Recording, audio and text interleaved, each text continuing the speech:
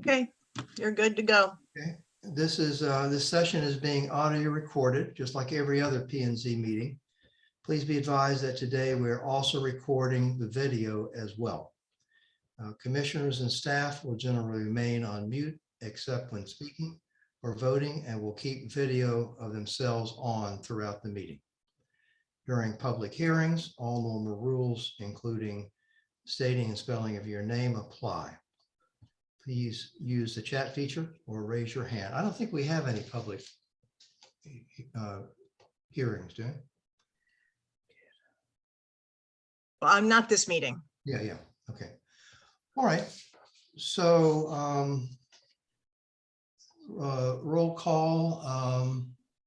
We've got Mark, we've got Adam. Matt, why don't we not elevate you right now? We've got Karen, Daryl,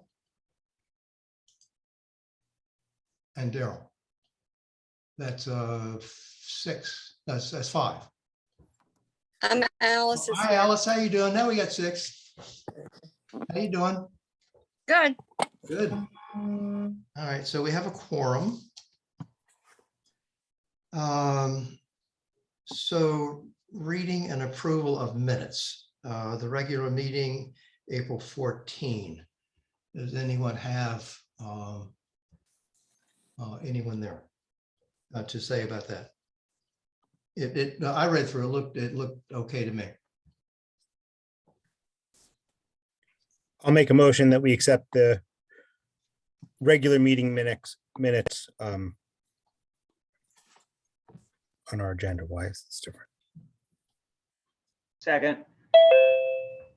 Any other discussion? All in favor, raise your hand. Motion passed. The special meeting minutes of April 29, I was not there, but from the minutes, it was all executive session. So I suppose, Matt, Adam, should we just make a motion? I'll make a motion that we accept the meeting minutes because there's nothing really to discuss. Second.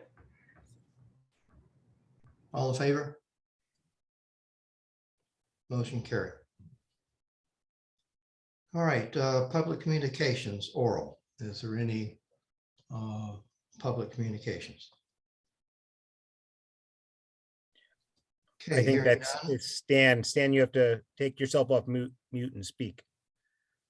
Dan Greenbaum on the property at 247 Bullsbridge Road in South Kent. I wrote a letter earlier today to Wes Wyrick regarding the minutes of the last meeting, which have some substantial inaccuracies. I'd like to read that letter into the record.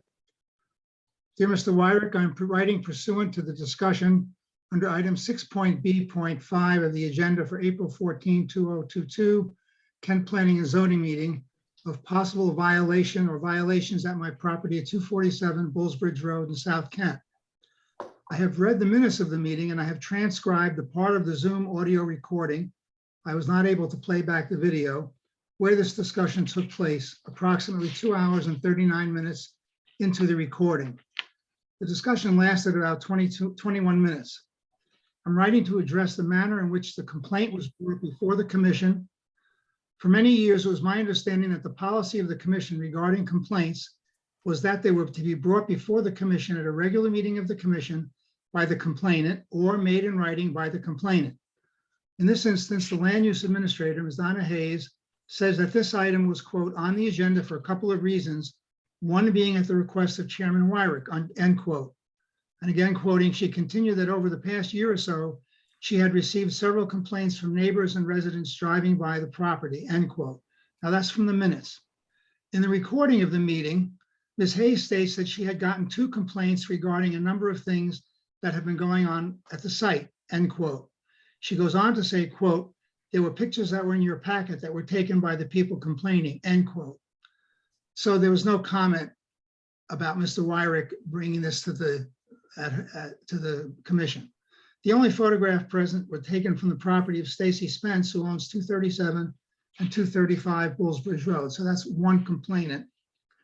There is no mention in the recording of the meeting, either by Ms. Hayes or anyone else, that this item was on the agenda, quote, for a couple of reasons.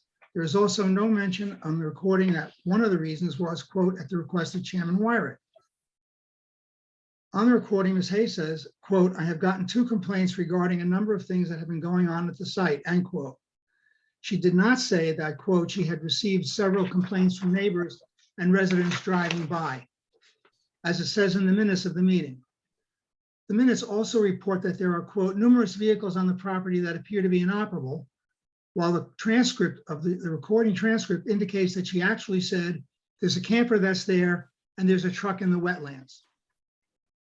The minutes of the meeting go on to say that Mr. Stanley Greenbaum said that the driveway had been permitted by the Board of Selectmen in 1980.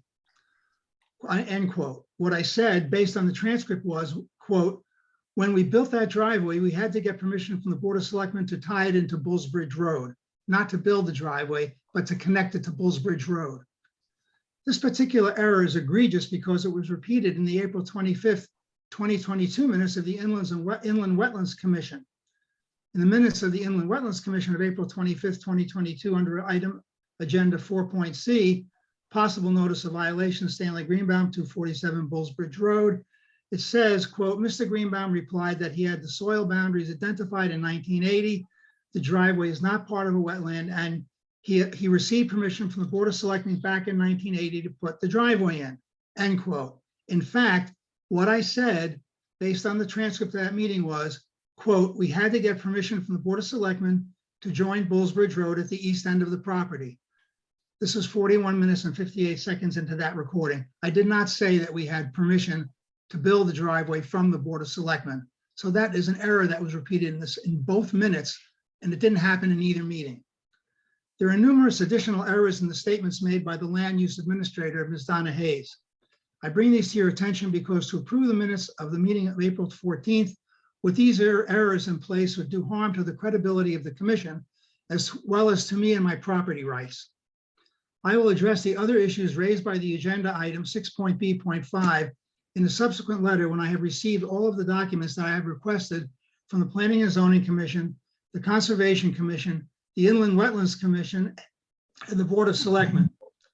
I would like to address Mr. Winter's question regarding the driveway width at the east end of the property where it joins Bullsbridge Road.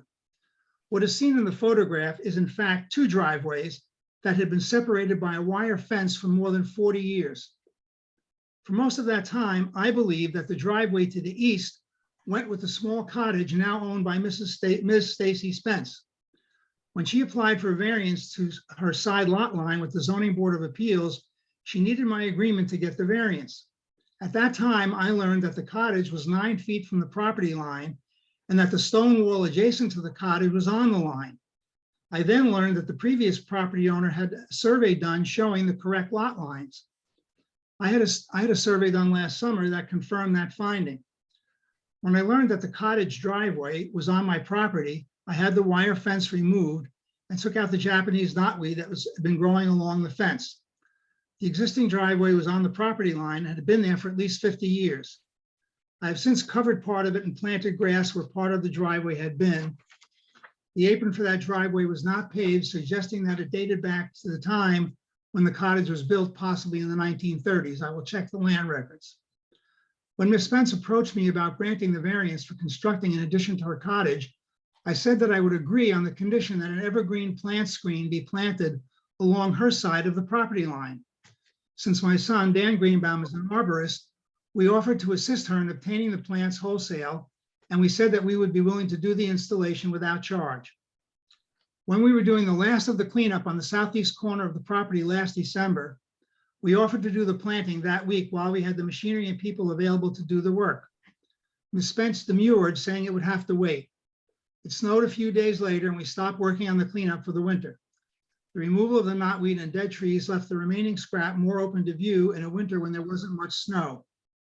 I respectfully request this letter be read into the record at the Planning and Zoning Commission meeting on May 12th. So I'm distressed that you have approved the minutes that are substantially inaccurate on a number of points related to my property. And I take issue with that. And I would hope that you would take another look at your recording and at your minutes and make those corrections. Thank you. And we'll do that, but we received that letter a matter of hours ago. I understand So that. we're really not prepared to respond to it. We have it planned to be on the agenda for next. Thank you. meeting. With that said, Wes, is there any reason that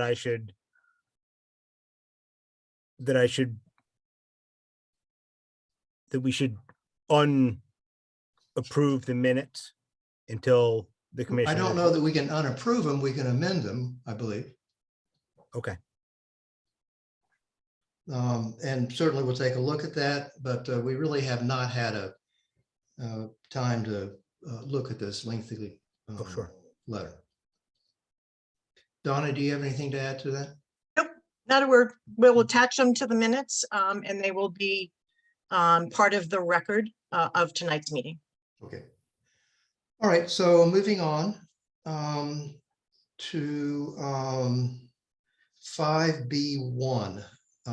Donna, I don't believe we have anything on Club Getaway, right? Right, David's here. Okay. But I didn't get anything from, oh, there you are. You changed your logo. We didn't get anything from Dwight yet, so, let's just keep it on the agenda. I'm sorry, I apologize. I've been busy. I have not had an opportunity to really have a sit-down discussion with Glenn regarding an overlay district. But I think we all kind of understand what an overlay district is. We've got a couple of them, the Horizon Line, Lake Warramug, the incentive housing zone, the aquifer. I don't think the aquifer protection, it could be, and an overlay district. So we all kind of know how they work. But I just need to chat. I would like to chat with Glenn and try to get more information on how they would be implemented. Would there be conditions that would go with the overlay district? Those are all questions that I'm not sure about. So I will try to get all that done next week so that for the next meeting in June, we'll have a little bit more information. And at that point in time, I can reach out to Dwight and see if he wants to have a conversation about, putting some things together. How's that sound? David, what do you think? For me, that's perfect. Okay, Good, all right. then I'll make a motion that we continue the discussion to the next regularly scheduled meeting. Second. Any further discussion? All in favor of that? Raise your hand. Okay, motion carried. Thank you, everybody. thanks, David. All right, moving on to 5B2, application 13-C. I'm going to recuse myself, Wes. Okay, yep. Thanks, Daryl. Do you want to elevate Matt? Matt, are you still there? I'm here, Wes. Yeah, Yeah, why don't you sit on this? great. So this was continued. I believe there was a proposal from the owner to replace some of the trees, which we would thank them for that. So why don't we open the discussion? Is Chris here? Yes. So, yeah. And the Beckers are here too. We're the owners, Richard. Oh, great. Oh, super. Hi. Excellent. How are you? Good, thanks. Good. Good. Wes, I'm here as well.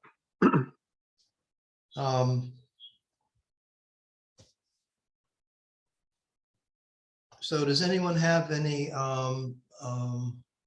comment on the trees? Have you seen what they proposed? I think it was 6 2-inch 8. caliber 8. trees. 8, yeah, okay. 4 oaks and 4 maples. Right. Certainly a 2-inch diameter tree is not a very big tree. these will grow into much larger trees. How does anybody feel about that?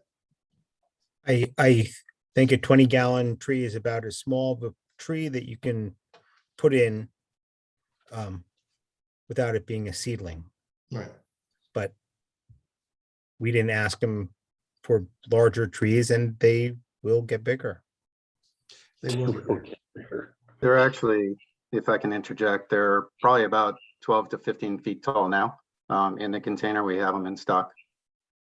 With just a 2-inch diameter? Yeah. Wow, okay. That's taller than I would have thought. I thought they were much smaller.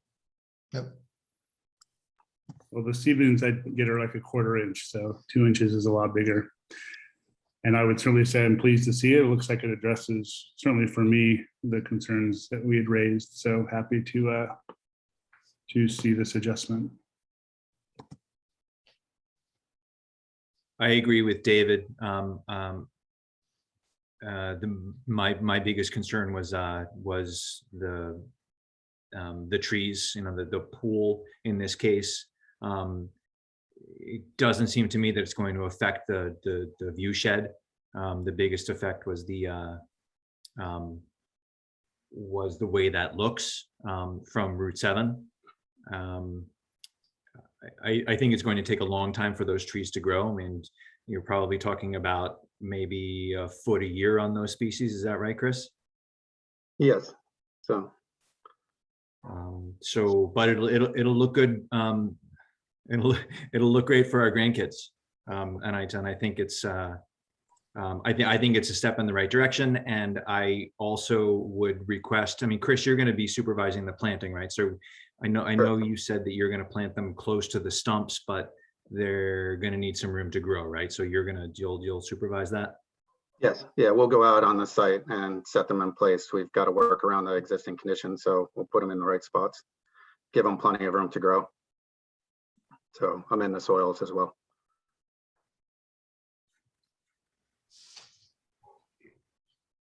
Alice, do you have any response to this? I'm delighted to see that they've stepped up to try to make, correct a mistake and a scar on the side of a mountain. And I'm just pleased as everything that they are doing this, whether it's this size of tree or I'm not the expert on that, but I did go there. I was really breathtaken by how barren it looked. And I'm delighted to see that they're willing to do something to correct the problem.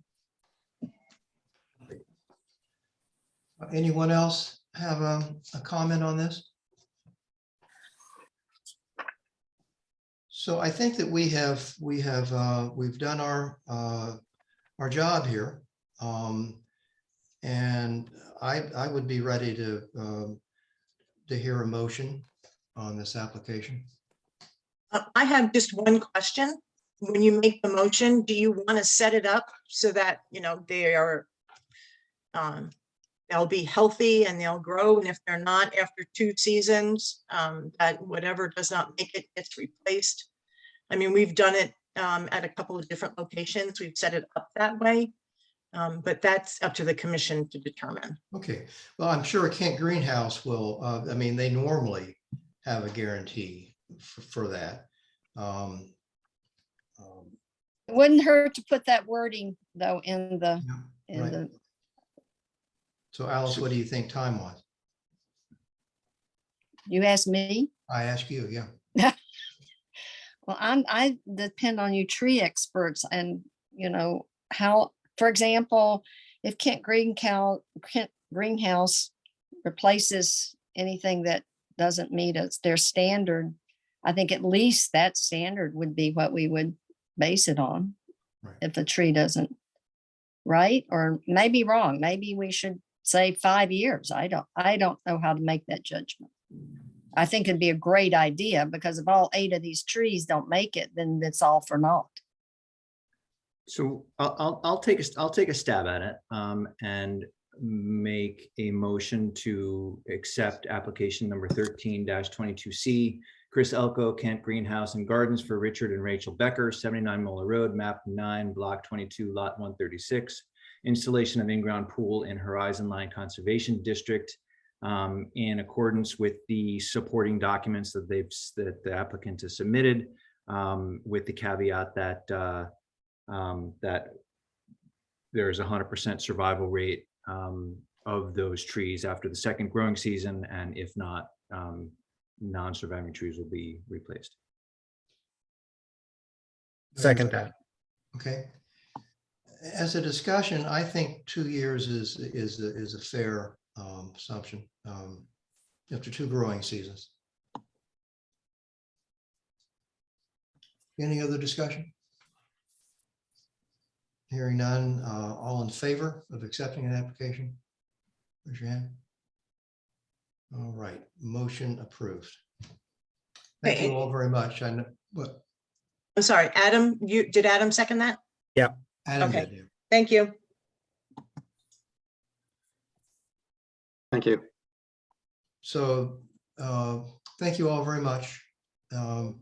This has been a while, but I think it's been a good application. Thank you. Great, thank you. Okay, thank you. All right. So moving on to 6B1, Adam, I'm gonna have to recuse myself. Can you take it over, please? And I assume Gary's here. Yes, he is. Okay. Yep. Great.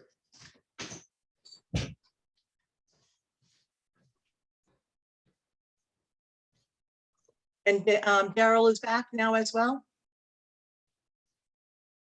I was muted, sorry. And Matt, you're still elevated? Oh, red. Why is the video all red? Sorry. Okay, So we're here to hear application 40-22C, Gary Hockford, James Lilly, 29 Brown Road, map 11, block 40, lot 24, construction of a detached garage with office in the Horizon Line Conservation District. Donna, do you want to start? Sure. And the application before you is for the property, like Adam said, with James Lilly and Lily Tom. If you remember, not too long ago, they were before us to put a pool in the Horizon Line, and I think we held it, and Adam actually drove around to see whether or not the property could be seen from anywhere based on the pool lights. And so now the property owner is in front of the commission to install a detached garage. And I would say that of the garage, like 98% of it is within the Horizon Line. I don't know if, Gary, can you share your screen? Sure. Do you want me to try to do it, or? I can do it. I also went to the site and took some pictures as well. Oh, cool. Thank you. Oops.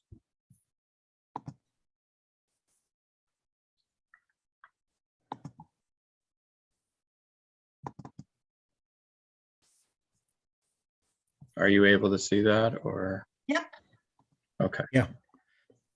So that's, if you can see my mouse, that's the proposed garage. And you can see, as Donna said, probably 90% of it is in the Horizon Line.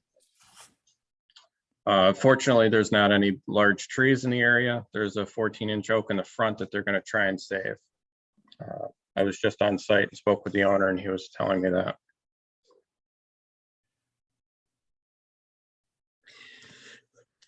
And the pool is that we already looked at and approved, that's over. That's Right. down here further. And the pool is more in the view area. I was up there today, and this proposed garage is kind of tucked behind the view area where you can see the house. I'm not sure. It looks like possibly maybe Orr Hill. You can see a very small section of Orr Hill from the house. But as you can see from my pictures, here's standing at the side of the garage looking down. You only see, I guess that would be probably Lenz's house that was up in here. But you can't see any roadway from where the garage is going. Are you able to see that picture right now? Yep. Oh, yeah. Okay. I know when I looked at this for the previous application. I tried very, very hard to see it. I drove up and down Ore Hill Road, and I finally found a little spot through the trees during the winter that I could use my binoculars to kind of see something. So It's also going to be approximately 12 feet lower in elevation from the existing house that's on site. the trees in the picture, Gary, are they? Those are going to staying? remain, those are going to remain. The only one is this 12-inch oak right here that is, they're going to try. The driveway is going to be in the canopy, but sometimes they last, sometimes they don't. Yeah. But these remaining trees will all stay. And this is the stump from the, I guess you guys approved the pool with the removal of a 24-inch oak, and that's the stump right there. You can see the pool in the background. So this kind of faces the pool more so than the view. Well, like I said, the view is down here where my cursor is, and that would be looking down towards Ore Hill. But you're way around the corner from that. About how far from the house is it, Gary?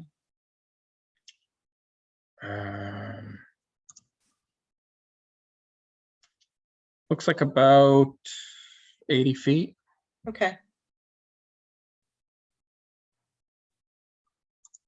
So it's 80 feet on the other side of that, those rock. Yeah, I have the 60 scale drawing of it as well.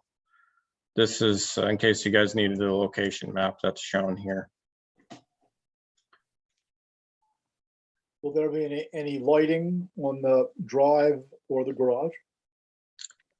I only believe lighting in the front of the garage. I don't believe there's nothing shown on the plan as far as lighting the driveway. But again, that would be, it's 12 feet lower than the house. And like Adam said, you wouldn't see it.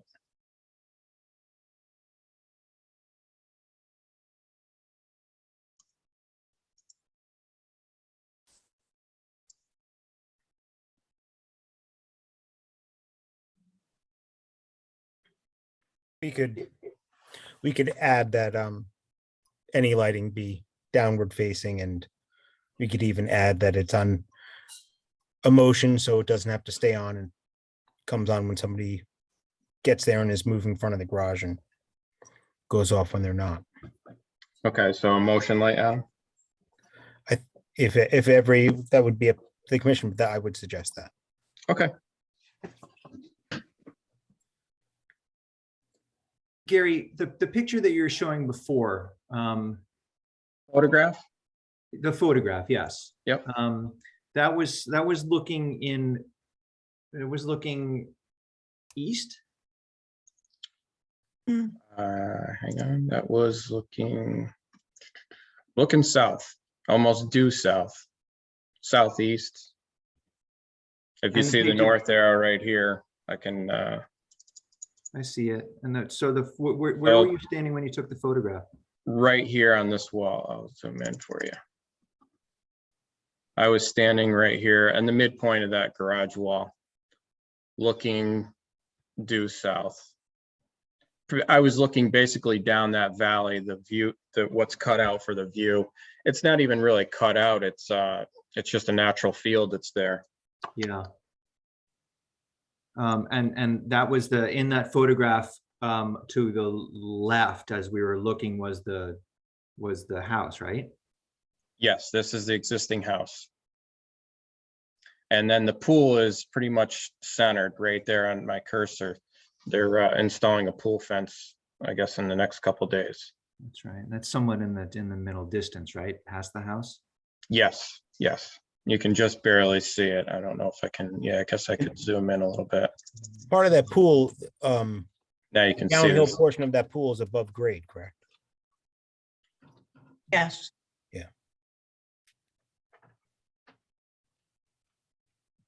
Okay. The only other question I have for the commission is that this seems to me that this structure is now in the front yard. And we should consider whether we need some screening per the regulations. I'm taking this off of Brown Road, right? Brown Road is the frontage? Correct. It's quite a ways away, Matt, probably about 1,200 feet. So there's Brown Road, and I'll zoom out for you. Yeah, Gary, I'm not sure that we need any landscape screening. It's just that we have to talk about whether we need it or not. Okay. it was over a year, maybe it was a year ago. I drove down. No, it must have been, more recently when they had that pool application. But when I drove down Brown Road, you can't see the house, or at least I couldn't see the house at the time from Brown. I don't know if that's still the case. I don't know if they've done some clearing, between Brown Road and the garage, but you couldn't see anything at that time. Yeah, I was at this site last year and the driveway is extremely long and curvy. It's fully wooded. When I was there, there was no way you'd be able to see the garage. I'd also say that natural meadow that's there is really pretty spectacular, but because it's level and then it drops away, I don't think you would ever see over the lip of the elevation change to catch view of this garage 12 feet below the house. It's a pretty unique site, but I don't have concerns with this being seen from the road. What's the topography? Does the driveway go up? The driveway goes down from Brown Road. Right on the last section there, it goes up, but it kind of dips down and then comes back up towards the house. Yeah, so the house is about 1104, I think, is the ground floor elevation. This will be 1084, and this is climbing all the way out. Let's see. Oops, I'm not sure why my mouse did that.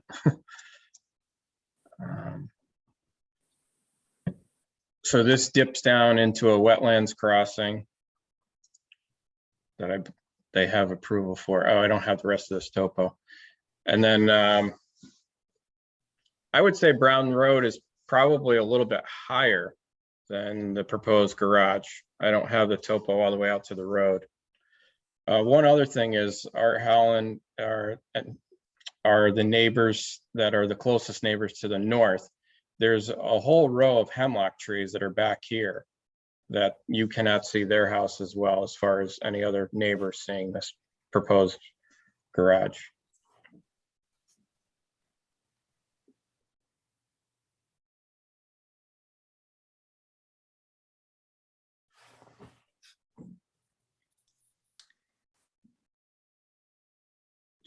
So I think the only other comment that I have is my standard comment that it really makes a big difference to have a key map in the submission, and all of the applications tonight have requested a waiver for a key map. So I would like to maybe go on record that it's really hard to know where all of this stuff is without a key map. Can you see it on the screen, Matt, there? I can, I've got all of us in the way. Oh yeah, me too. It's just trying to flip that around. Yeah, I can kind of see it now. I was on Google Earth looking at it earlier, so I'd say to have a general sense. But yeah, just as it's between Holland Drive and Jennings Road.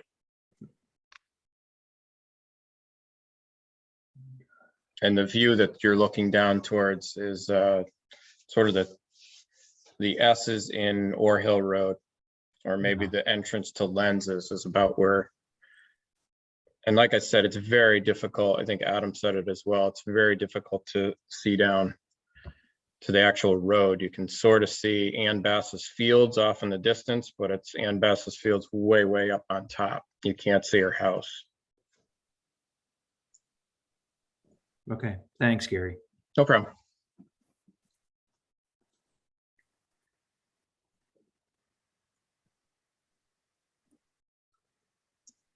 Does anybody need Gary to continue sharing his screen?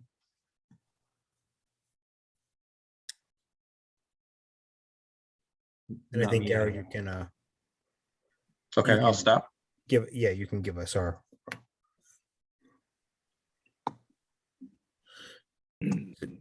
So does anybody have any comments? Anybody have any questions for Gary?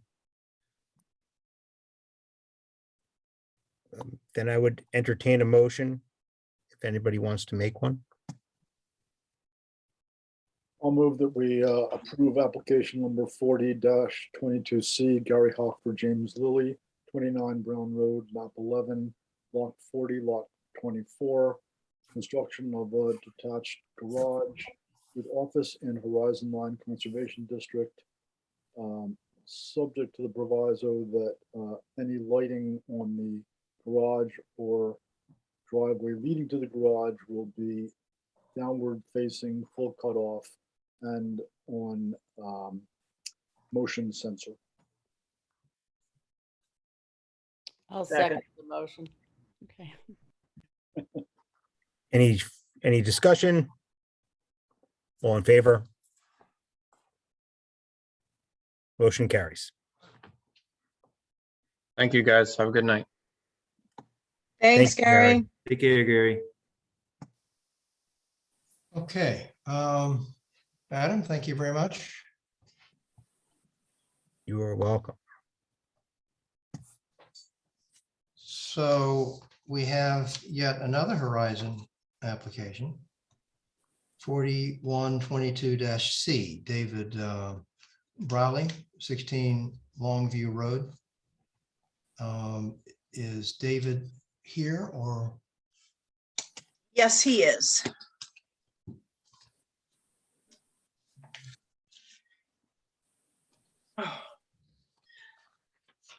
Unmute yourself, David. Always hard to find when you're on your phone.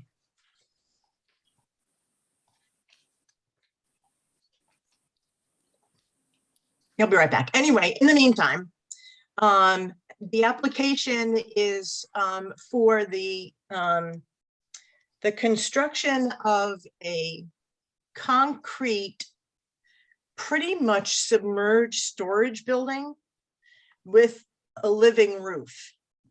So I was hoping that Joe Gobble was going to be here, but he's not. Let me see. You have the site plan in front of you guys. Do you want me to try to share that? Yes. Okay. Give me a sec.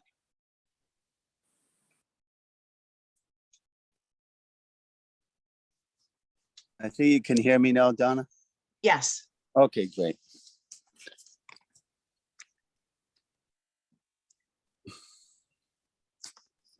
David, if you want to explain Sure.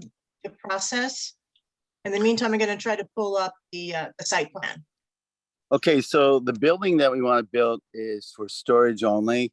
There will be electricity, but no water. We don't need outside lights.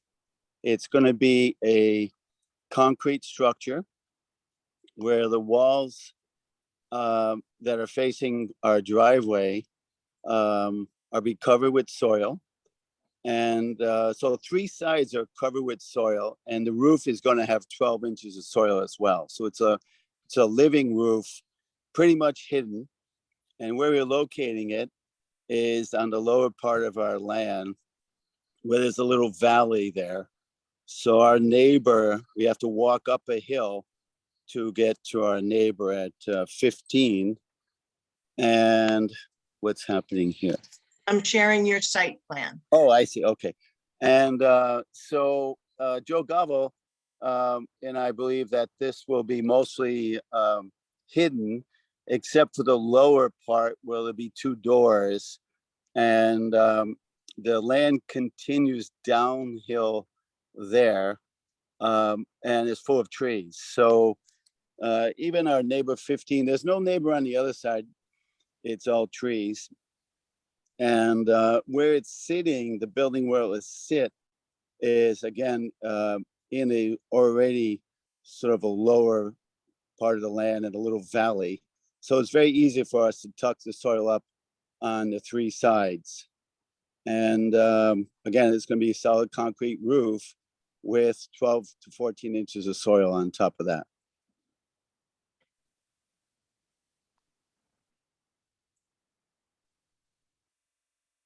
So in essence, it really has no height except for a mounding effect. No, oh yeah, no height. The only height is where it's going to sink down as the hill goes down, and that's where we're going to have two doors to access. Right. But the rest of it, I don't want to see it. I don't want to see it when I come into my land. I don't want to see it from my house. My neighbors won't see it because even if we were standing down there now, we would only see the top of their chimney. And we're going to sink this down 14 to 16 feet, even deeper. Where is the house to the north of your property? You can see it up there. It's right there. Wait a minute. It's, yeah, up there. That's it. So we have the house and then we have the garage there, you'll see.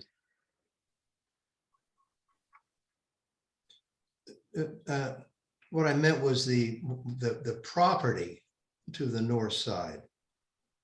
The north side, let's see, north. No, that's all wooded area. Yeah. So we don't see anything in there. I think some of it's land trust, some of it's the Indian, what is it? The neighbors, most of it. Oh, the north side is, no, that's, oh yes, that's right. Yeah, so the north would be facing Longview, I guess. Correct, yeah. Road, right? So now this building that we propose is down in the valley, below the field that we have there, and then it's into the wooded area where I guess I don't know, there wasn't a lot of trees there in the first place, so it was we didn't even have to clear a tree to walk it out and to plant posts to get an idea where we are. There's a few dead trees that we want to take down, but that's about it. And then there's trees around that, and as our land goes down, there are more trees. To the north side, as we come in from 16 Longview, we have there's three houses on Longview, so you can see them there. I don't know if I answered your question. Well, I don't see the houses, but it's really, since the garage is proposed pretty close to the northern property line. Yeah, that's I'm 50. just wondering what was beyond that. Oh, this is down below on the other side. The garage is about, I think, 50 something feet from the property line. Okay. And down below where we propose, you'll see if you can see it on there, it's 60 something feet from the property line. We brought it in further. I believe what is it, 30 feet you have to be? So we want to go double away from the property. And David, is there something there on the property right now or in that general vicinity? I have a couple of tents there that I'm storing stuff in. That's why I want to protect them better and build a better structure. So that's where it's and I'm looking on Google Earth now, and I can see those whatever they are, tents in the trees there. That's really where this is going. Yeah, down in the trees in there. It's right next to that larger tent. Okay, thank you. Yeah, it's in I don't know, must be about 20 something feet below the field already. So it drove all three sides.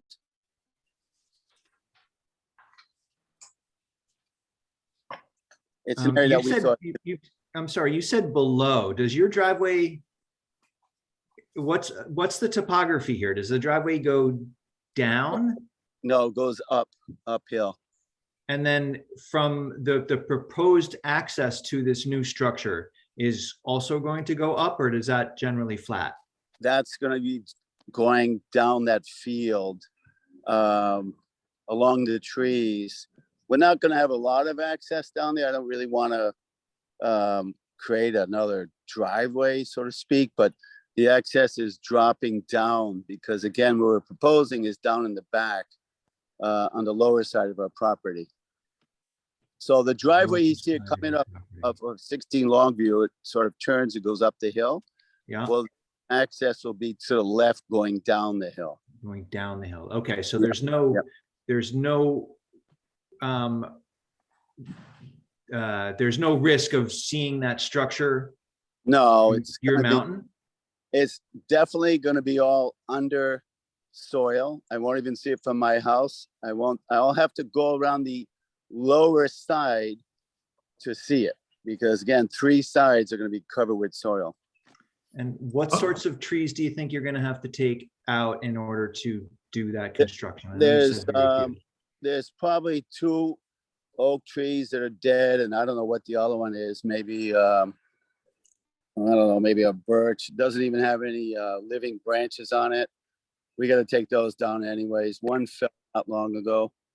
It was all hollow inside. There aren't any really full living trees that are coming down. How far from the bottom edge of that is that in the trees? Is it where that existing structure is now? So it's like Yeah, 30, 40 That's feet?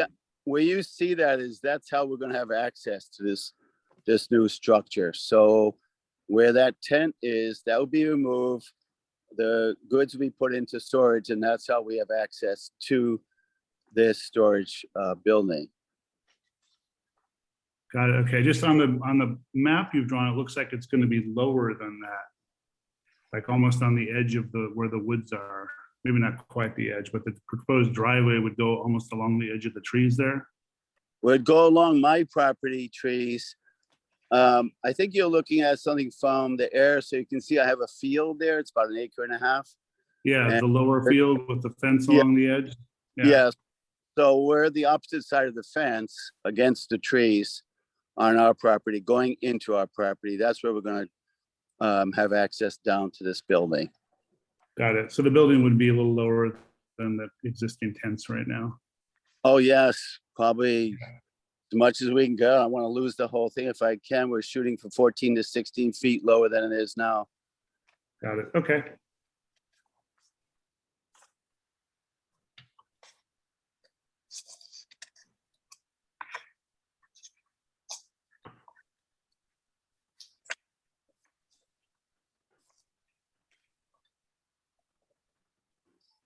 Did I stop sharing? Yes, please. Yeah. So I mean, it seems to me like this is right in the middle of a wooded area, but I have no idea whether this is visible from Ore Hill or anywhere. I have no idea. No, It it's, is in the Horizon Line district, right? yeah, there are 2 big fields out beyond 16 and 15 that's not in our group there. I went out to those fields yesterday, and they are higher up than where I'm putting this structure, probably by 30 to 50 feet. So, and where we're setting it, there's such density amount of trees as the land continues to drop, that you wouldn't be able to see it anywhere, even from those fields, or even from the neighbor's yard, anywhere on their yard, you wouldn't be able to see the structure. And that's our goal, is to lose it completely. if it's a green roof, it's almost going to look like another little patch of grass north of the field, not north, above the field. I Yeah, hate it when we rotate our maps. It's very confusing. Donna, have you been out to the site? I was out there years ago. When they put the porch on the back of the garage. But I, came in and out of the driveway a number of times because I wasn't sure where I was. So yeah, I've been up and down there a couple of times. And I don't believe that you're going to be able to see it. You're not going to be able to see it from 15 Longview at all, which is the other house on the other side of the cul-de-sac.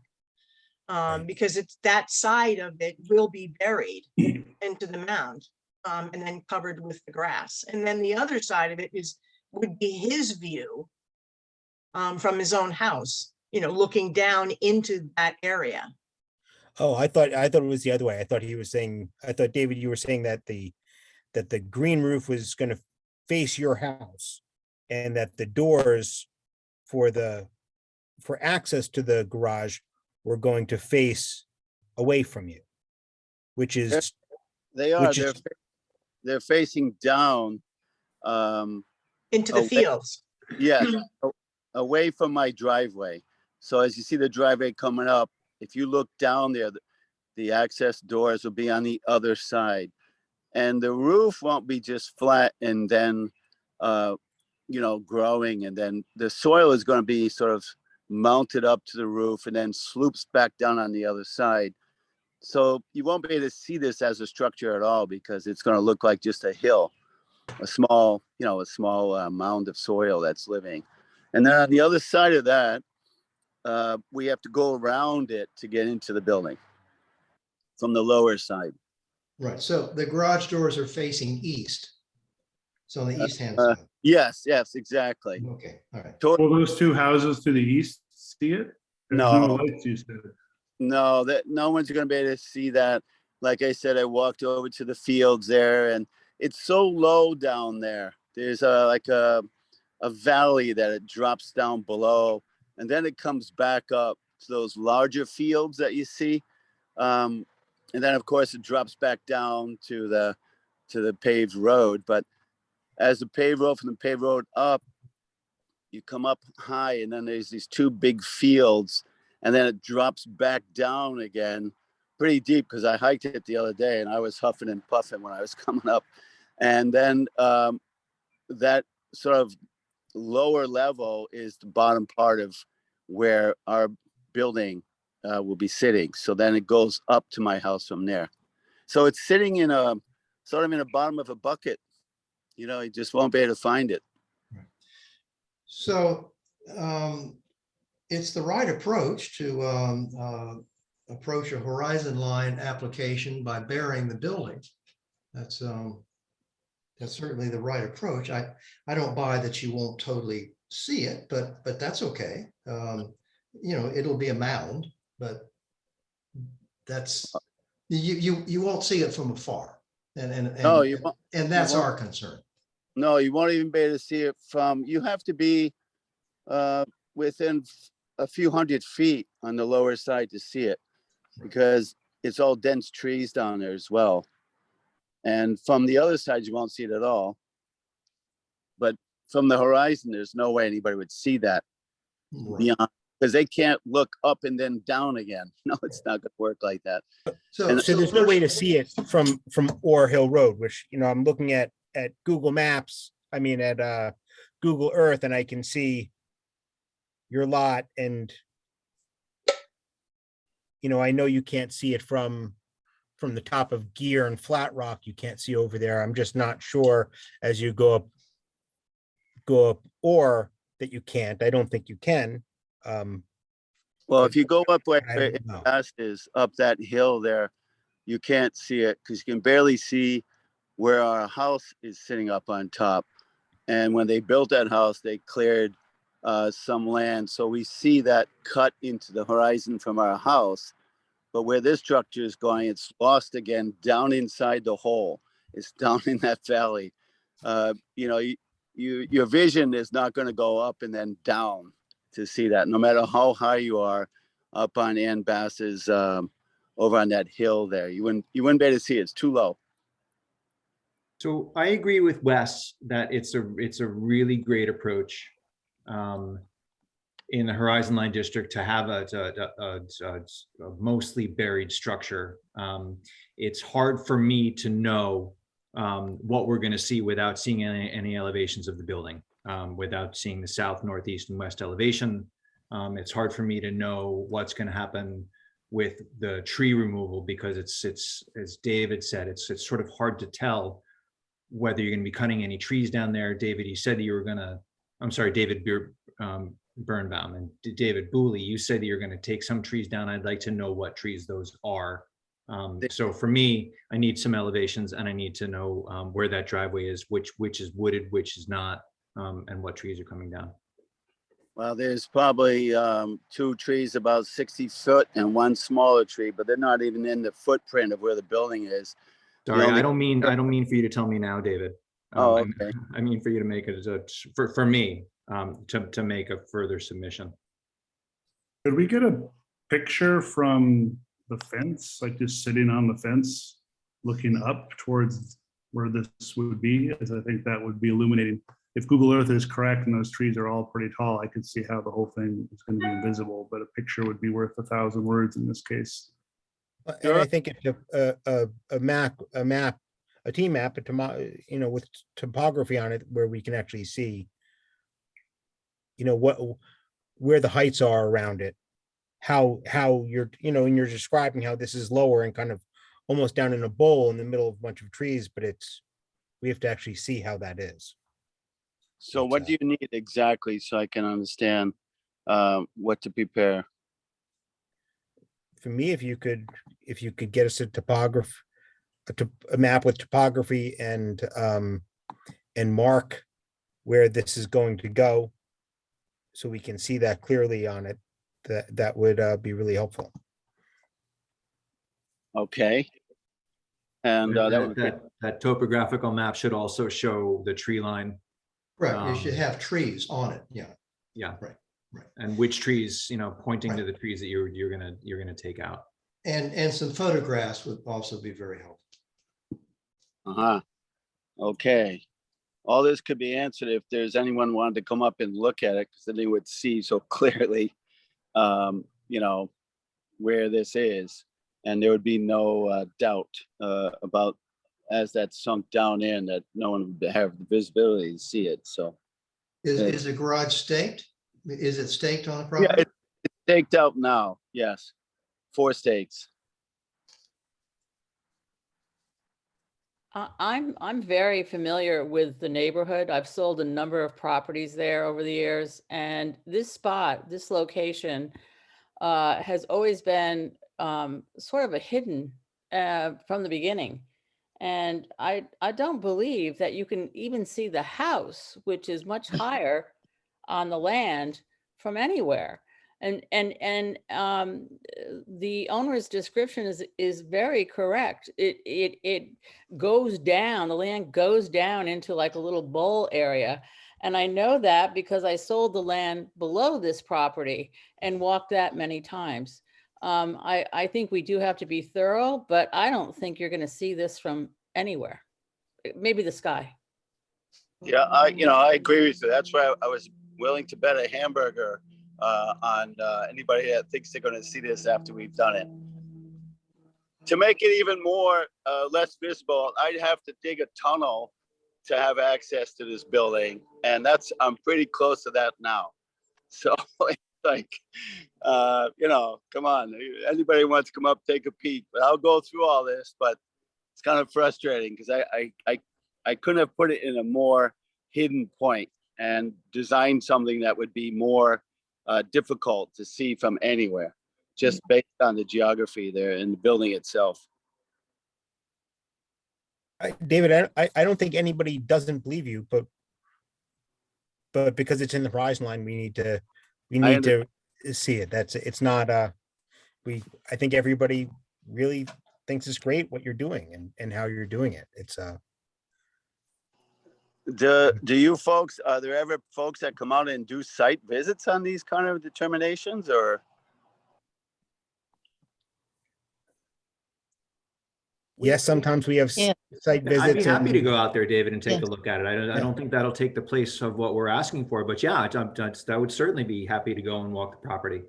So in other words, you want something in the file then that is tangible, that shows exactly where this location is and what, from the horizon concerns. Yes. Right, That's what right. I would like, from as a single member of the commission. All right, Okay. so consensus wise, I'm hearing that we like to table this and request more information, being some topography, being a location map would be very helpful. Photographs would be very helpful.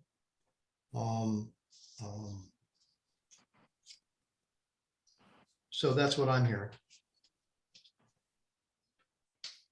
So I'll make a motion that we continue this to next meeting and waiting for David to provide a couple more pieces of information for us to see, in particular, a map with topography marking where this structure is going to go.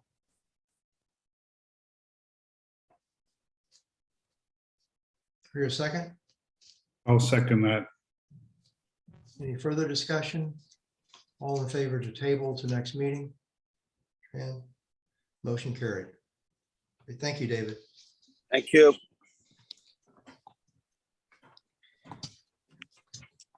All right, moving on to 6B3. Dean Gregory for James Robinson. Is someone here to present that? That would be me, Mr. Chair. Joseph Green from Robert Green Associates. Joseph, how are you? Good. So, you want to, in your own words, go through that? Because I have some comments on it. We are not, all of our construction and all of our clearing is approximately 300 feet to the horizon line, and we are not doing any work in the horizon belt. And vertically are from the horizon line to the I guess call it the highest contour where we're going to be disturbing is about 120 to 150 feet down gradient. Right. We typically look at properties that any part of the properties in the horizon line. We understand that the proposal is not physically in the horizon line.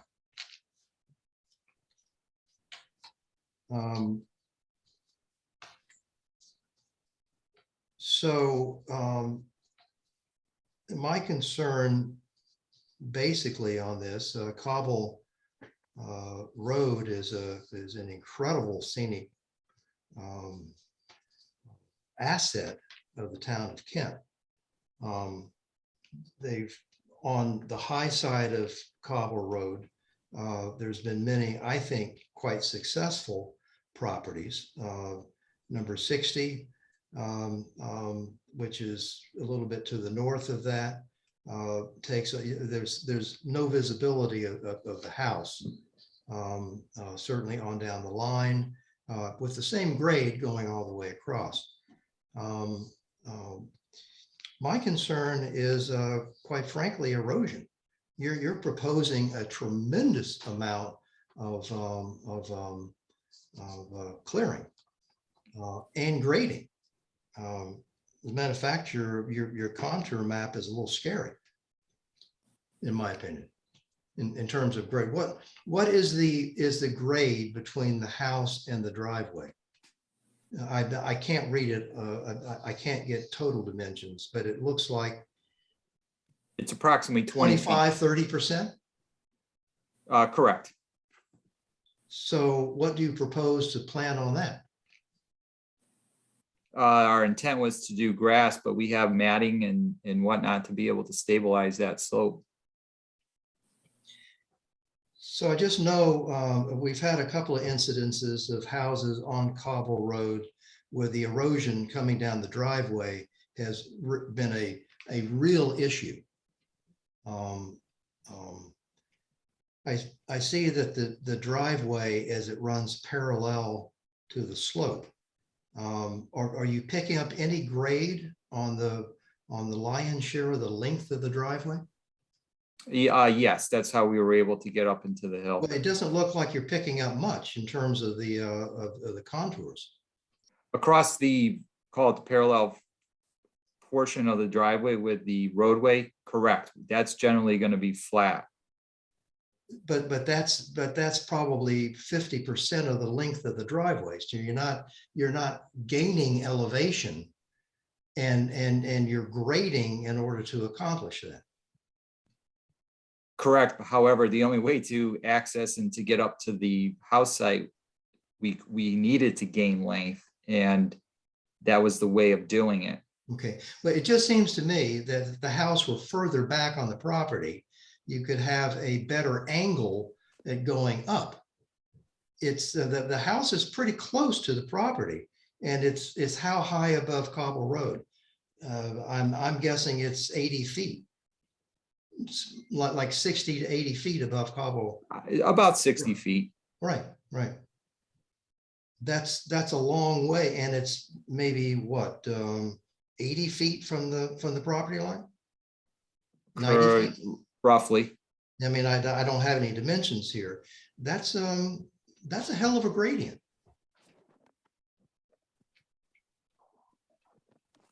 Now, I'm just saying, you know, we do look at applications like this. It came before us, and Cobble Road is an incredibly important asset to the town of Kent. There's a lot of cutting here. And we completely understand that, but in order to get up the hill to the home site, we need to put length to the driveway. Typically, when you have a slope as you do, you don't go 90 degrees and just going up the hill, because that's going to exceed the grade. No, but you chose a home site. Home site could go higher up in order to angle the driveway better to get up there. That's where the owners wanted the home site, and that's where we. I'm just saying that from a Yep. site planning, Yep. this does not respect the land very well. Well, Mr. Chair, I would disagree with you, because the more that you push it back, the more that you open up the property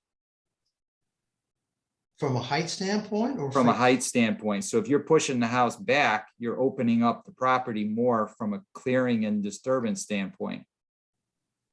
Well, but you have taken out everything from the driveway to well behind the house. You have a swatch of maybe 150 feet of totally cleared property.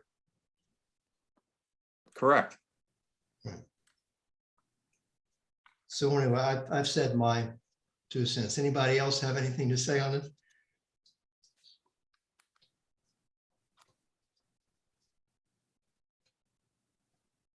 Wes, I agree with you.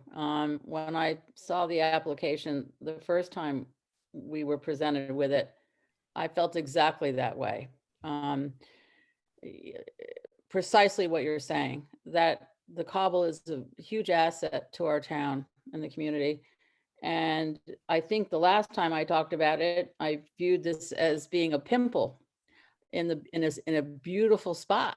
It's going to stick out like crazy. And to clear all that, I don't know. I don't know what we can actually do about it, but I would hope that they could somehow change it and make it a little less of a sore spot. Thank you, Wes, for bringing that up. Sure. So I did have another question. To the south of the house, there's a huge flat area that's proposed. What is that? Their intention is to put a lap pool there someday. Okay. So no retainage, just by grading of the land coming down, That is requiring correct. about a 25 to 30% grade down from that area to the driveway. Correct. Huge runoff issue, huge runoff issue.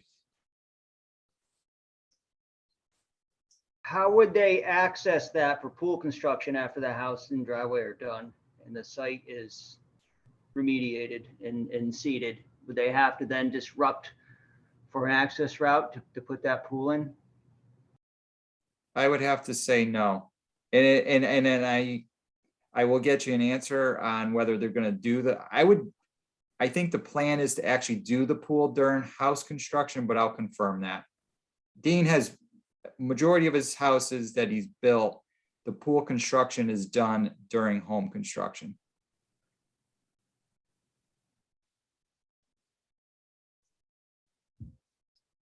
Are there any emergency vehicle access issues on that back curve? I would have to run this by probably your local fire department to make sure that there's no issues there. Well, I'm assuming that the grade is right at 15% going up the first part, and then the grade making the turn is 15% as well. So it's really just the radius. I mean, 15% is as steep as you can take it. Correct.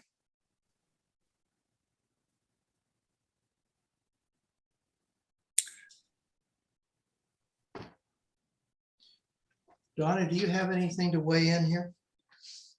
No, I found the site plan really difficult to read. I mean, you know, I'm not an engineer, so for me to sit and look, it did look to me like, you know, it was going to be similar to the driveway at the other end of Cobble Road. Correct. Where we've had massive erosion problems. Right, and it's problematic. Right. Yeah, I mean, it truly is. Yeah, and this will happen here too. Is the driveway proposed to be permeable? Yes. And you know, again, trying to find this outside of the application. I can see the wooded nature, and I know Cobble Road, but in this particular site, it seems, as Wes said, that you are planning on, well, let me ask this a question. Everything in front of the house will be cleared? There's going to be selective clearing in the front. So some trees may stay. But do you have to clear everything between that long stretch of the driveway we were talking about just earlier and the house site? Yes? Yes. And you have to clear everything sort of in that first switchback. It's not quite a switchback, but that first 90-degree turn in the driveway. No, not necessarily. On the down gradient side between the grade lines and the edge of road, we don't need to clear everything there. We can save trees. And what would you say that dimension is between that lowest grade line and the road? I would say maybe approximately 40 feet. Okay. And then you're gonna have to clear most everything where you're planning, and that's where you're proposing the leaching field, yes? In that area, yes. But everything to the south of that, no. There's a large area to the south, I would say no. And then to the north, no. And those are predominantly deciduous? Yes.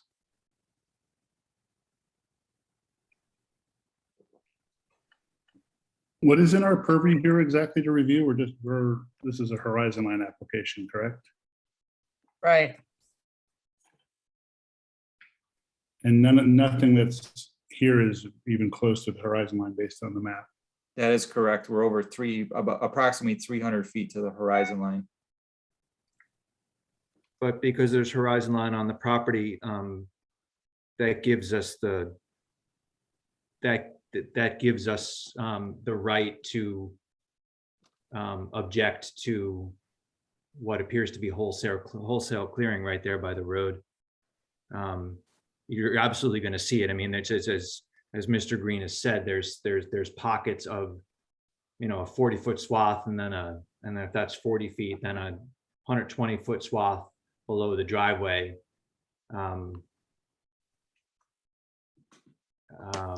But I agree with Wes that this house would be better served to have a switchback driveway going up just above the entrance, and then cutting across into those evergreens and saving some of the view from the road itself. There is a property at the end at the, what would it be, the western end of Cobble. I don't know if you guys know of it. It has a pillar that says Flight's End. It was owned by the Renos at one point. It sold last year. And what they did is exactly what Wes and Matt is describing.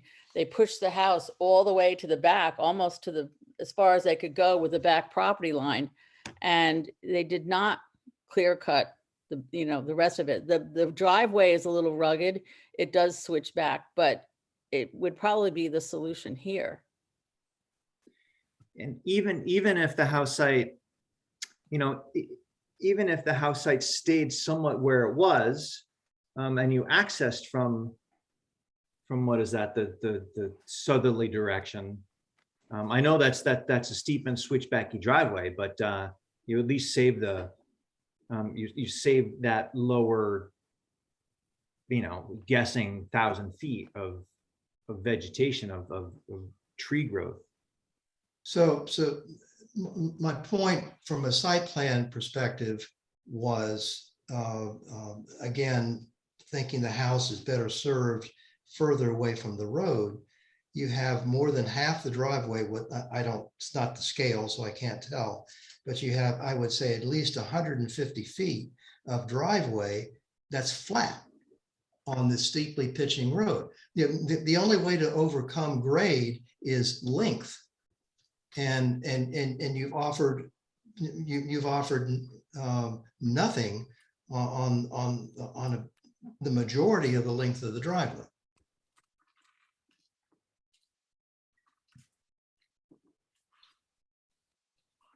The one of the purposes of the Horizon Line district is to preserve the views from roads and to preserve the trees, so people aren't looking at clear-cut areas leading up to houses on hillsides. And that's exactly what's happening here. So for me, as the application is now, besides that, I found all of the information incredibly difficult to decipher. I don't see how I can vote for this application because it's in the Horizon Line district and they're doing exactly what you're not supposed to do. Well, for me, it's also the trees and the clearing, but it's also what's going to happen with this driveway. It is not going to be a good situation.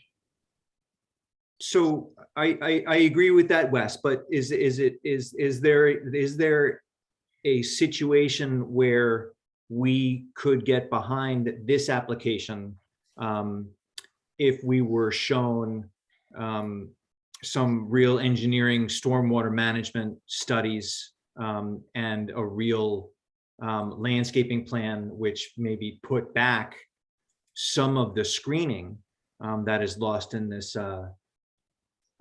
I'd like to call it mature, but I don't know exactly that it is mature woodland that's going to be raised. Well, I believe so, and I think pushing the house back another 30 or 40 feet away from the front line will make a world of difference. So it's really a site planning thing, knowing what's going to happen here,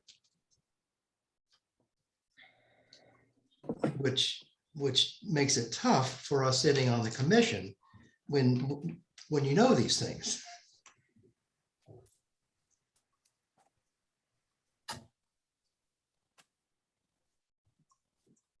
Wes, Yes, Alice. can I ask a question? When the erosion has happened, that you have mentioned, does the erosion in any way affect adjacent or abutting properties?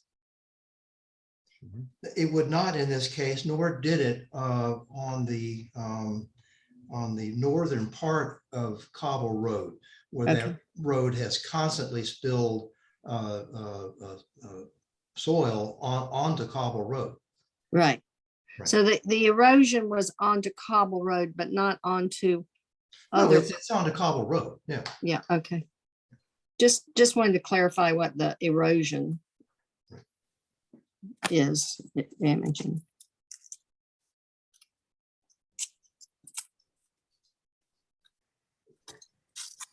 Well, It's at a the very tough- least, I think we would need more information from Mr. Green.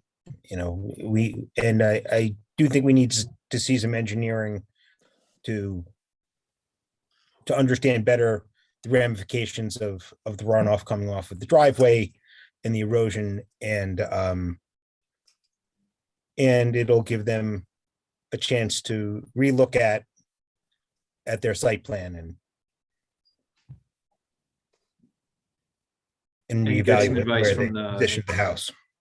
Get some advice from the fire department and maybe get some advice from a landscape architect to mitigate the the clear cutting.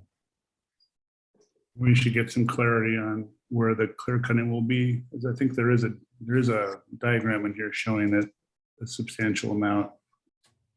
Well, David, all you have to look at is a shaded area where they're modifying the contours. That's all clear. Oh, yeah, and There's presumably a not a little single bit, tree left in there. and I assume around it a little bit, so the machinery has places to move, so it's pretty significant. And we should honestly see some pictures of the site, so we understand what's there. I mean, what are they clear cutting? How are they removing everything? And we have to still pay attention to the fact that if it's in the Horizon Line district, you can't clear cut like that. Can I ask a couple of questions? How, are you bringing in any kind of fill or taking off anything? Because based on that, it will drive whether or not Anchor Engineering gets involved in the review for this. I can compare numbers, Donna, Okay. our cuts versus our fills. Don, I think that's a good point. I think that no matter what, we should have Anchor take a look at this. Which Yeah. that's within our purview. That's within our right to request, right? Yep. And maybe not get them involved to keep to keep their fee down, but maybe not get them involved until we see some engineering data from the applicant. Yeah, I think it's a little early for us to bring it to Anchor, because if they make some changes when they come back to us, we may want to have Anchor look at that, which would be a double whammy for the applicant. Right. And I would like to see, so as part of the application, there's a cross section through the leaching fields. I would like to see a couple of cross sections through the driveway at the steeper points.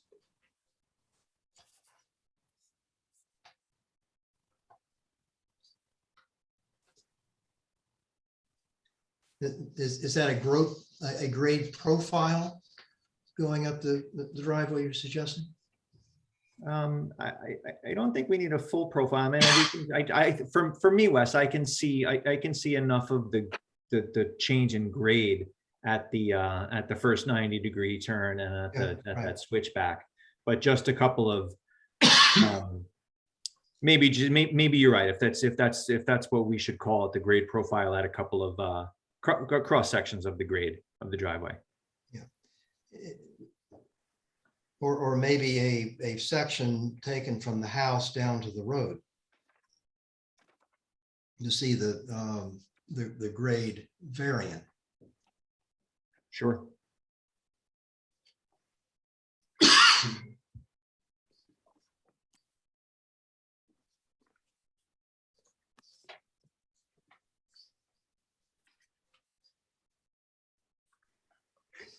Do I hear a motion to table this until the next hearing? I'll make that motion that we table, where is it? Application 42-22C, Dean Gregory for James Robinson, 82 Cobble Road, map 9, block 42, lot 12. So we can get some more information from the applicant.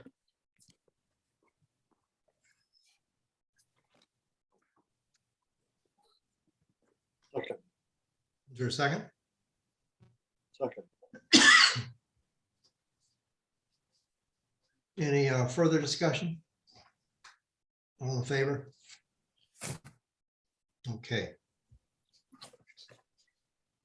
Motion is, the application is tabled until the next regular meeting.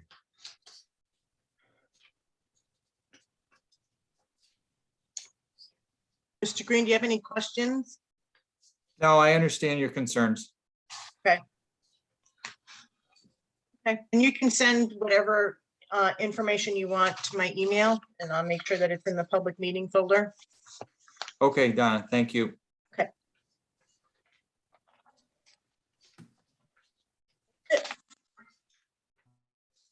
Okay.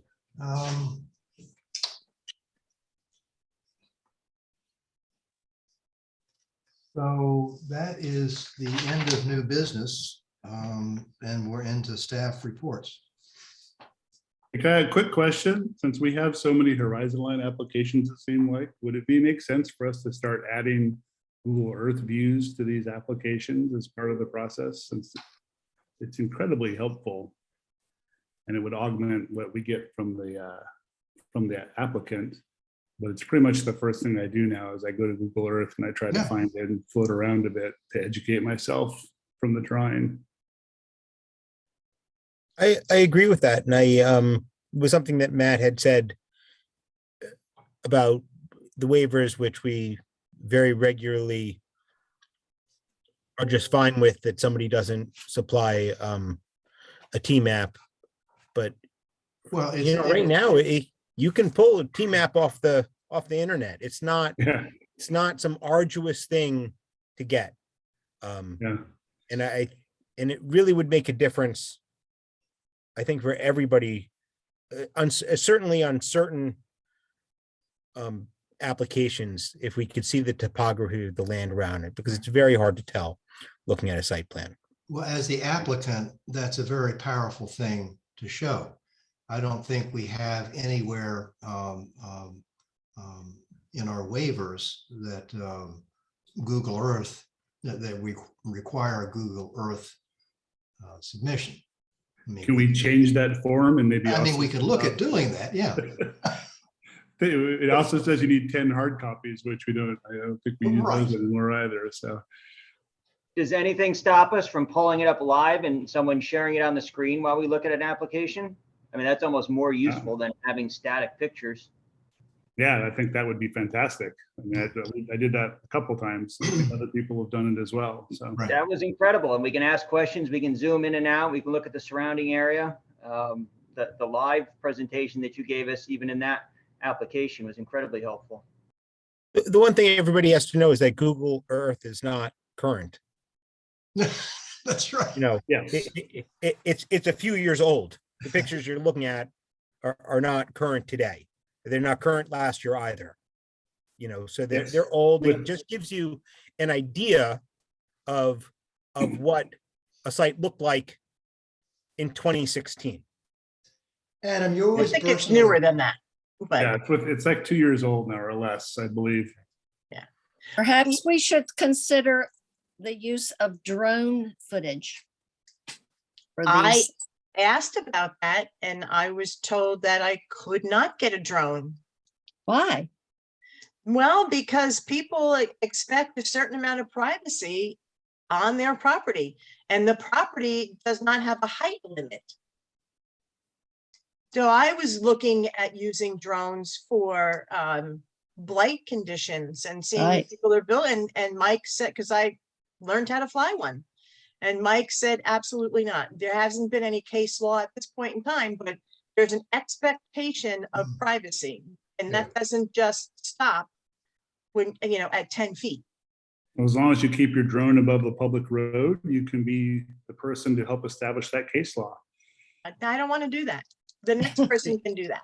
the See, that's CEO with interesting, a because drone. Oh my If somebody's God. flying a drone close over your property and you shoot it, Okay. you are liable for the destruction of their property. Even if they're hovering right over your house.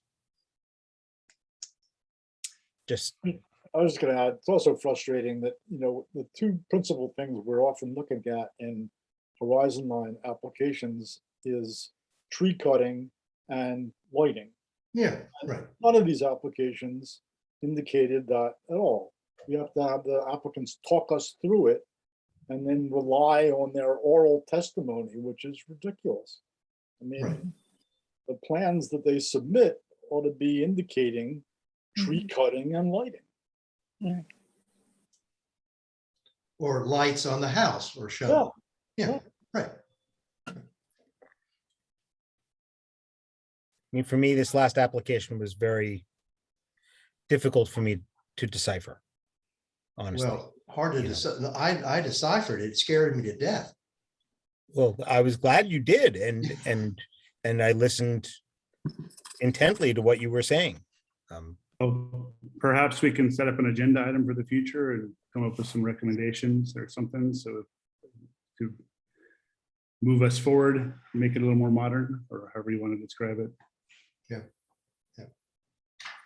All right. And So, maybe we should, Donna, maybe you can make that decision, but you should push some applicants to provide a topography map and not have them put that in the waiver. right. Right, just like the middle one. That's right.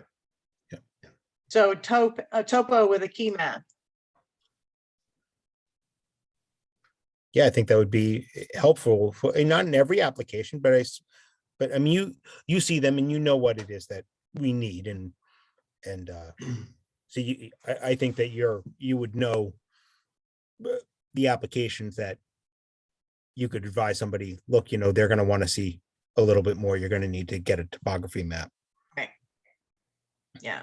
It's so amazing that we started the meeting with somebody who'd cut down trees in the horizon line. Right.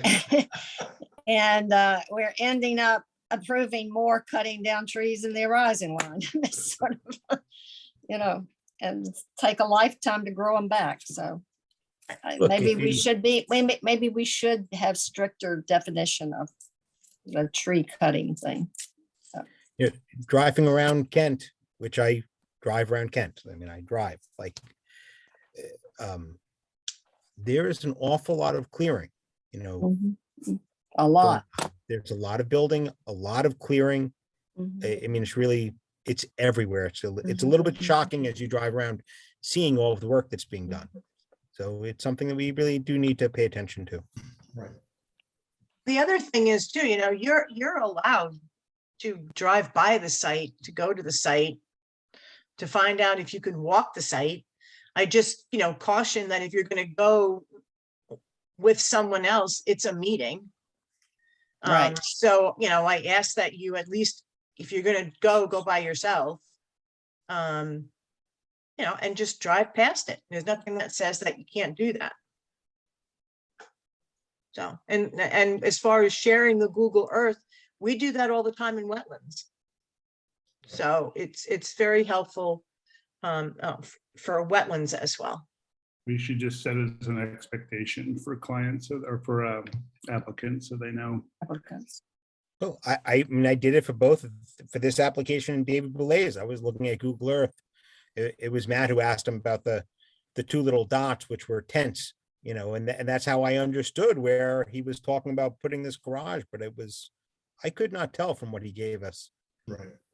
What he was talking about, and where this was. And I certainly couldn't tell how he was saying that was down in, almost in a hollow in a lower place than everything around. And I believe David is telling the truth. But it's not about that. We need to know a little bit more. We can't just go by his word. Right.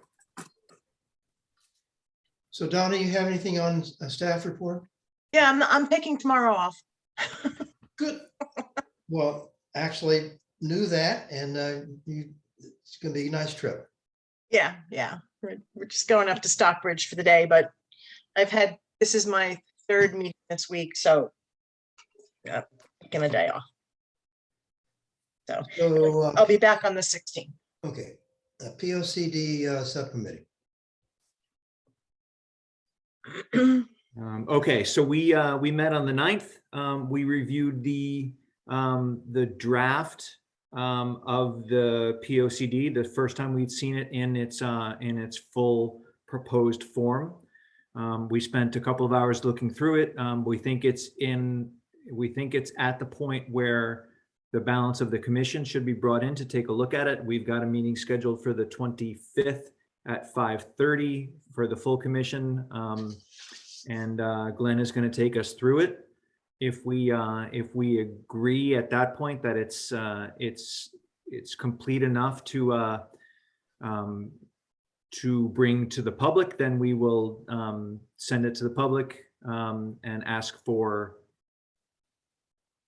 their review, and then set up a meeting where we can have a public review meeting. Great, that's May 25th, right? Yes. May 25th. That's for the full commission? May 25th Yes. for the full commission. All right. So the affordable housing is right after that. It looks like at 6:30. Okay. So we'll do POCD and affordable housing same day? Donna, in a special meeting? No, David's, the Affordable Housing Subcommittee, okay. will be meeting at 6:30. see. But that's the commission that, subcommittee that David is on. Right. I did get a copy. I got a new red line version, that, encompasses all of the changes that were discussed at the last meeting. So I'm going to email that out to the subcommittee, because the subcommittee is aware of what they had asked for what changes to be made. So you'll be able to see that. And I also got at the end of the day, the draft that incorporates the changes, and that will go into the public meeting folder for the meeting on the 25th. And I'll do that on Monday. He sent that to me late this afternoon. Okay. So I read through the one that Jocelyn included. If we have, it sounds like that one might be out of date because she sent it along for us to review the housing section, but I cheated and read the whole thing. So if we have feedback, do we wait for the meeting or do we send it to Glenn beforehand, or? Well, I was under the impression that Glenn and Jocelyn were working together. And I think she was going to share information with Glenn. Yeah, well, she once- gave us the whole thing already. I'm asking as a P and Z member, not as a housing subcommittee member, because I have. Oh, housing okay. stuff. I'm just saying it for the committee in general. If we have feedback, how are we asked to provide it right now? Do we have to wait and give it in the public meeting, or can we provide it? I think you can provide it on the 25th. What do you think, Matt? I would suggest that we not talk about it on the 25th, but that at any time between now and the 25th, and then between the 25th and the public informational meeting, that information should go to Glenn. Okay. And is the public information meeting? We haven't determined that yet. Oh, okay. We wanted to make sure, Alice, that the full commission was okay with the direction that the POCD was taking. Mhm. Okay. Didn't we have an idea of a date for that? I thought we had discussed a possible date for that, unless I'm remembering incorrectly. I don't think so, Adam. I don't remember any dates. I think it was very, it was either like June, like certain week in June, but I don't think there was an actual date. Okay. Especially with the fact that census information now is not going to be released until next summer. So he said, we're going to be ready to go to the public informational meeting sooner than he anticipated, because he's not going to have to wait for the census information. Because the census information is not going to be ready until next year. Right. So I think that's it on the POCD. I have one quick update that Rhode Island is up 11-5 with 3:30 left in the third. Oh. You know what? I'm sorry. What are you talking about? We did discuss a date with him. We discussed June 30th, Thursday, June 30th. And we all agreed to that. Yeah. I'm just Okay. looking, I'm just looking through my notes and seeing the date that we picked. So we picked June 30th for the P O C D public information meeting. Well, good for you, Adam. But nothing to say on Rhode Island being up, Adam. No, what's up with that? I don't always have that stuff, but I was clear on this. You know, Adam, you're absolutely right. I have it on my calendar, 6 p.m. Oh, that's right. Because we had the conversation that 5:30 was too early. Yeah. All right. Sorry. You're right, I Adam. guess I wasn't there then. Thanks for sticking with it. Now, do you want to know about Rhode Island? Oh, yeah, I'm sorry. No, I'm only kidding. All right. That's it, Wes. Back to you. Thanks, Matt. So anything more on affordable housing? Yeah, so we're having a special meeting next week on the 17th. We're going to be reviewing our next set of slides, which discuss some of the goals and plans. And we're going to be doing our public meeting, I think the week after. I actually don't see the date in there, but I'm sure it's in the calendar. Part of the presentation will include Zoom polling to try to get people to vote on whether they agree or disagree with some of the goals that are in there. We are planning to provide feedback, I guess, for the May 25th POCD meeting. And we're giving specific feedback on the housing portions that will then hopefully tie all together in the POCD. So Jocelyn and Glenn are working together to try to figure out the best way to get that all linked in. But we think the expectation and hopefully the outcome will be that these two documents are completely aligned and that everything's baked into the POCD. So it is a authoritative document for how we think it should be approached. It's always a nice goal. Thank you, David. Donna, those administrative permits, anything to say about those? No, It's a shorter list. it's a shorter list. Yeah. I don't know what happened the month before. I've never done that many permits before. Yeah. And I've got, even now today, I've got probably 5 or 6 that are sitting on my desk, and I've already done 5 or 6 for them since I created the administrative permit checklist. So has been nonstop. Yeah. Nonstop. Yep. So, and we're gonna have another house, at least 2 more houses up in St. John's Peak. From what I understand, one of them is going to be quite large. So that's in the works. Right. So I've got one coming too. So it's good. I can't wait for September. Yeah. So. But yep, that's it. So I didn't read the quarterly newsletter. Anything to highlight on that? Not really. I mean, I actually find all of it very interesting to read, and if you have a chance, you really should, because you can actually see how some of these little articles tie into exactly what we're doing right now. Yeah, right.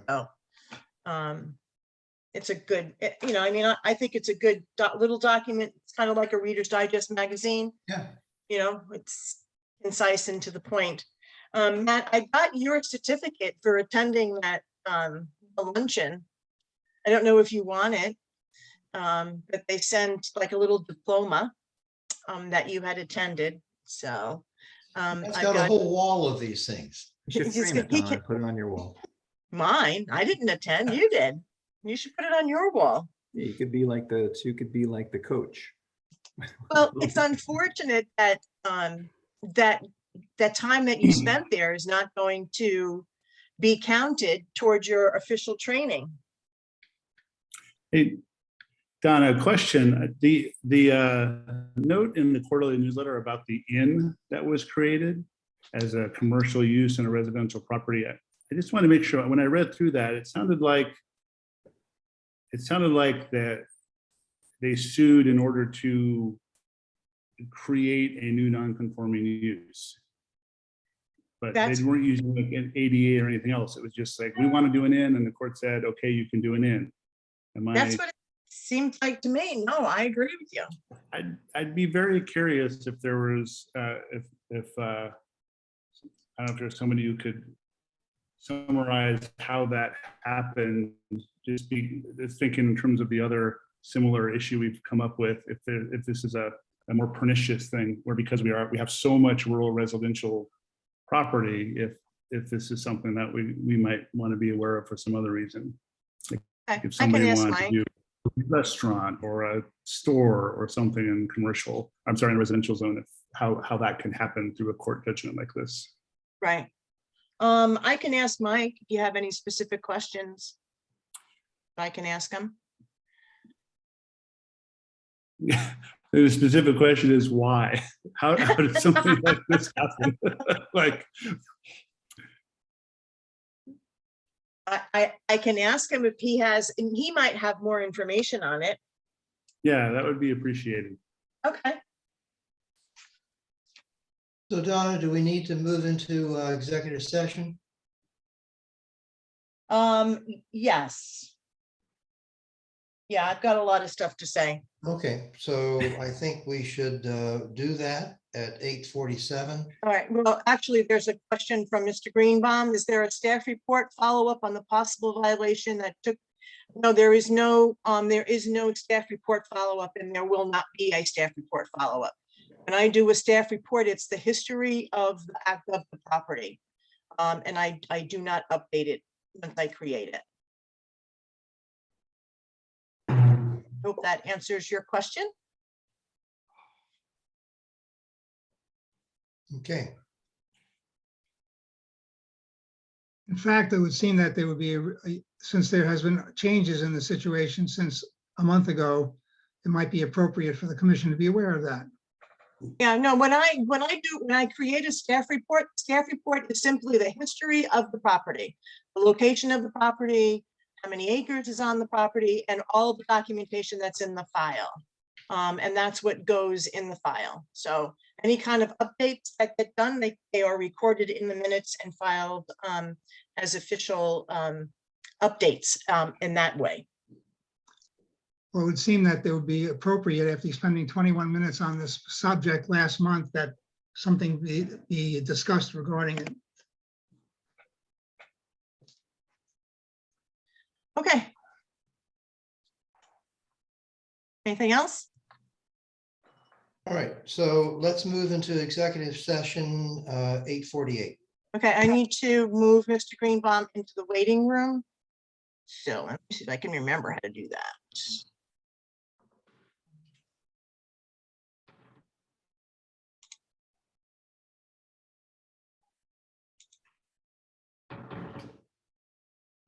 Let me stop my recording.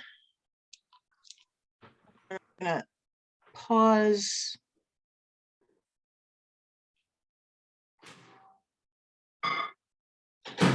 Hold on one second, let me just this. And I'm gonna pause. Let me go into the waiting room and see if Mr. Greenbaum is still here. 1, 2, 3. He is not. Okay, Okay, so we are out of executive session at 9:15. What time did we go in? 8:49. 8:49, yeah. Do you Okay. need a motion that we will follow the recommendations of our attorneys with respect to these Yep. issues before the commission? Great. Yep. So moved. Thank you. Second. Who seconded, Adam? Yep. Okay, All right. I assume that we would be in favor of that. Okay. And I guess the only thing left, Donna, is to adjourn. that's it. So I just need a motion. Happily move that we adjourn. Second. Okay. So David, you're down in Houston? Temporarily, as am I temporarily. All right, well, that's cool. It's very hot.